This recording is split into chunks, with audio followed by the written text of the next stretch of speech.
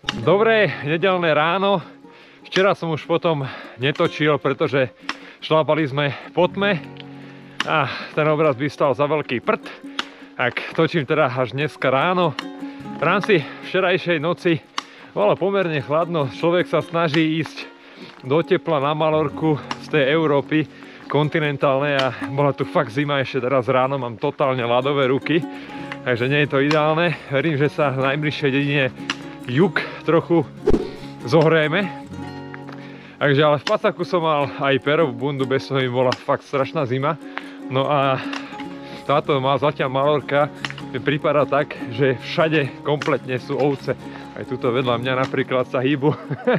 Tie nás budú vlastne sprevádzať na celom tomto treku GR221. Takže tak no. Dobre, ideme ďalej. Zatiaľ nás takto sprevádza asfaltočka. A za chvíľku sa z asfaltky teda dostaneme preč. A dnes sa nás čaká stúpanie okolo 1050 výškových metrov. Poďme na deň číslo 1.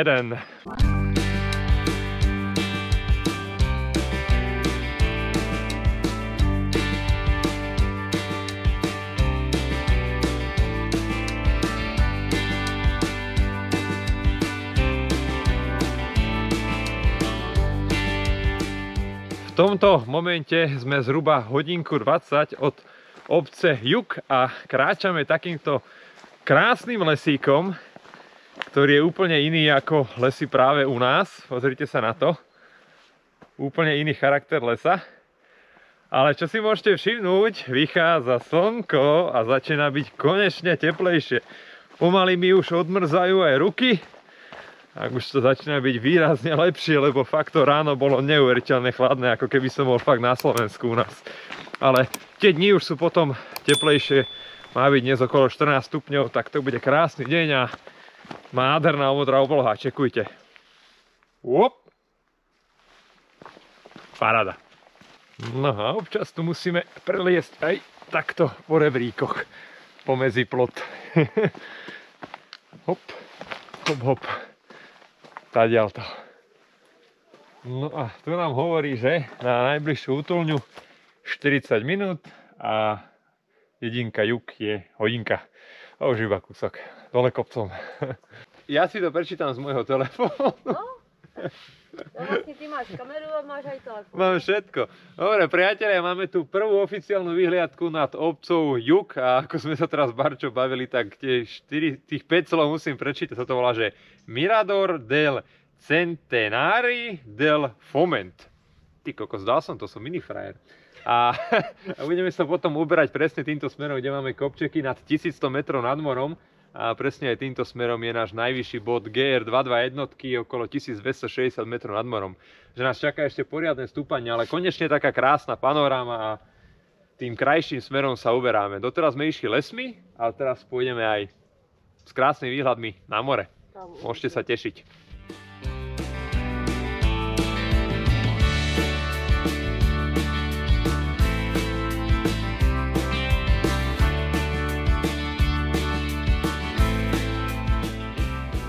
A máme tu dnešný druhý krásny výhľad od Refugy Son Amer.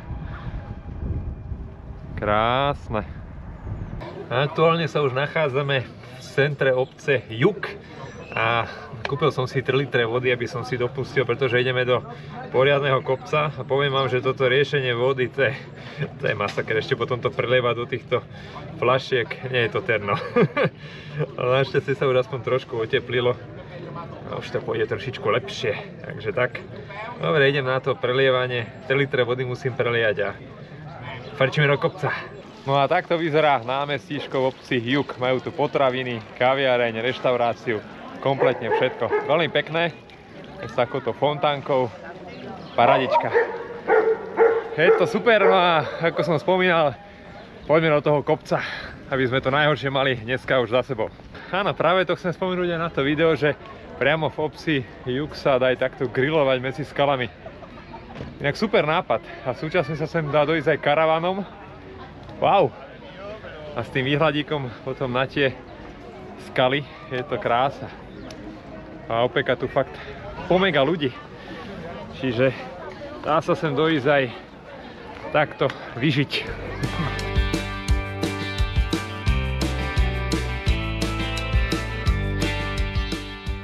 Barča prichádza a práve som sa chcel spýtať na tvoje pocity. Ešte neumíram. Výborne. Ale pozri, z ničoho nič sa nám tu objavila asfaltka. Tam? Presne tak, smerom do kopca. OK.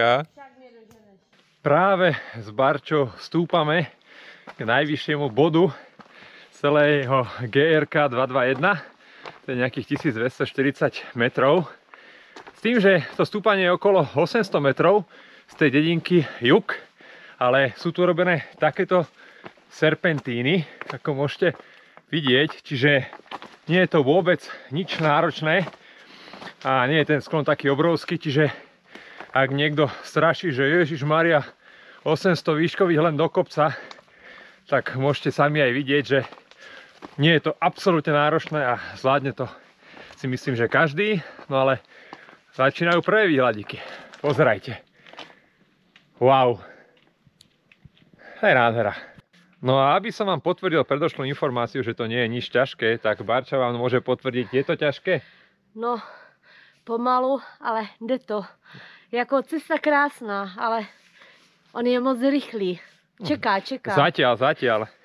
Ale mohlo to byť horšie, nie? To teda jo. Výrazne horšie. Ne, cesta krásná, jde se fakt dobře. I pro mě. Presne tak, čiže pre každého z vás.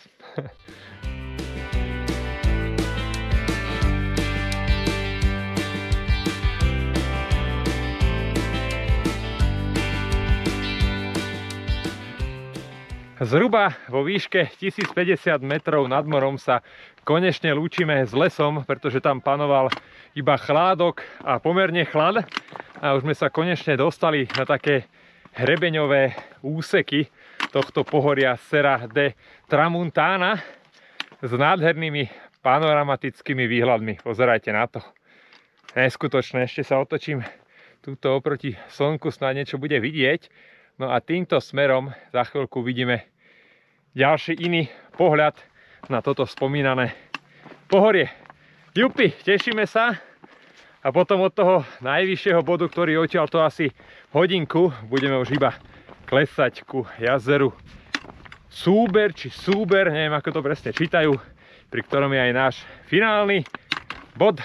Ešte jeden príspevok, inak poď sa pozrieť na Fond des Prats už iba 2.15. 2.5. Takže nedojdeme za tmy. Hurá. Vy ste nám verili. 2 hodiny 5 minút. Ale samozrejme to nie je ešte finále. Ani zďaleka. To ešte len bude. Barča tu doľava. Už by si išla. Zase by si išla naopak. Ja ťa na teba normálne musím dohliadať. Lebo však keby som nekúkal na teba hodinu, tak ja by som šlapal sám zrazu. To je normálne, no ne, to by mi stratil. Počuj, došiel by som ty kokso na útulňu a že boha, čo deje Barča, reku. Večer, 3 hodiny nikde. Presne tak, 2 hodiny ráno, teba nikde. Fú, reku, že problém. To by bola sranda. Spacák mám tam taký. Ja by šla asi inudy. Áno, zakempila by si na inej strane pohorie. Ja by došla třeba do Polenky spátky. Ja by som bol v Sandelme a ty v Polenke, no. To je bola jaká halus. Teraz vidíme našich spolupútnikov. Dospelé kozy aj mladé. To je nádhera. Ešte aj s tou panorámou zadnou. Ešte sa troška nazumujeme. Tak to áno. To je nádhera.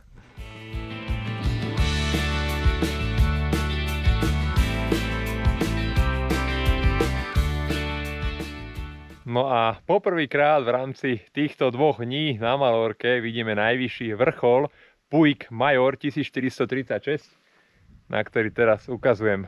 Wow, s tou gulou hore. Je to teda riadny kopčisko, keď si to porovnáte k moru, ktoré má 0 metrov nad morom. Takže je to dobrá šupa. Ale teraz hovorím, že bolo tu Quantum Quos. Teraz vedľa mňa vyšprintovali ovce. A tu majú evidentne veľmi dobré podmienky na život, pretože trávy je tu hodne. No a teda sa uberáme tadiaľ to. Pôjdeme zrejme asi do tohto sedla. Necháme sa prekvapiť.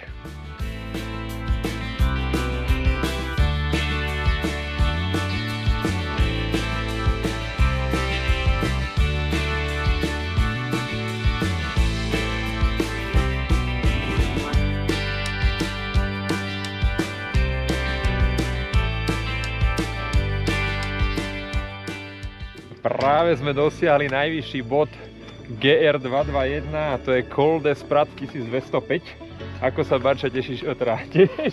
Cítiš po tom výšlape? Že jsem jako dobrá. Dobre, hej? Mám pocit, že jsem borec. Že jsem to vylezla. Presne tak. Ten záver bol taký trošku viacej do kopca, inak cítim už aj chodidlá od tých ostrých šutrov. No. Tak je to také zaujímavé. No, máš ona tvrdšiu podrážku. A nádherné výhľady sú odtiaľto. My pokračujeme týmto smerom, no je to proti slnku. Zároveň to vyzerá byť veľmi, ale že veľmi hornaté. Ale krásne výhľady je na more, že paradička.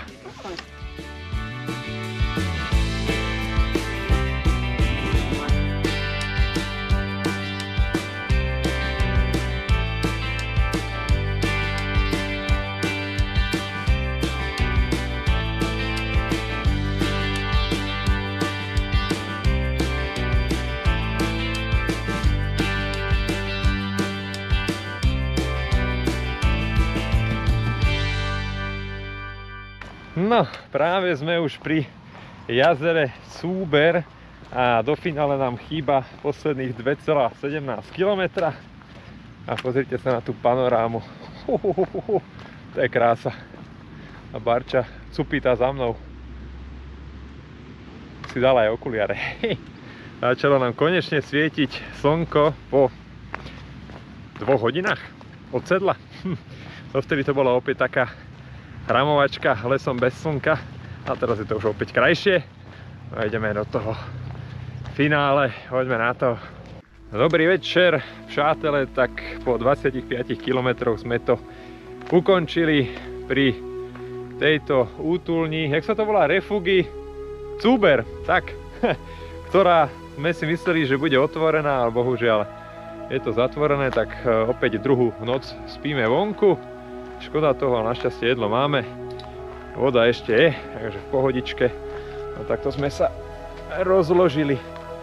Ja tu mám vyhádzaný celý ruksak. Barča, tiež to tam vyhadila všetko, ne? Ja. Na kompletku. Sušíme, hej. Ešte tu máme aj teda obesený spacák. A tuto sušíme tarp, vzadu ten zelený. A tu bude dneska trošku chladnejšie, sme predsa o výške 750, včera sme boli 600. Nejak to musíme prežiť do rána. To dáme. Takže vidíme sa zajtra.